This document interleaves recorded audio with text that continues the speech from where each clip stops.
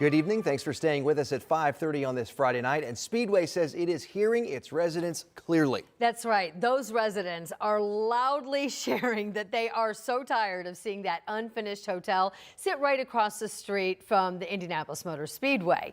Jenna Webster explains the new steps that the town of Speedway now is set to take.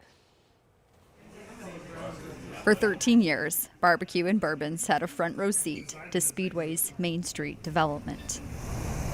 And a front row seat to projects still not finished. They've just let nothing happen over there. The once grand promise of a $36 million hotel project across from the Motor Speedway is more of a place for birds to perch rather than guests to stay. I mean, it's just sat there. Rusted completely out, has to be redone. Like, there's no point of it there. Marley Mann watched work start and then stop in late 2019 on the Wilshaw Hotel project. Now the town wants the Speedway Redevelopment Commission to acquire the property. If passed by Town Council Monday, Speedway will have an independent appraisal of the property within 6 weeks. The town manager saying this has taken far too long. Residents have every right to expect more from a site this important. This step puts a defined process in place to ensure that progress happens. Speedway says if there's not an agreement by June, it can begin the eminent domain process.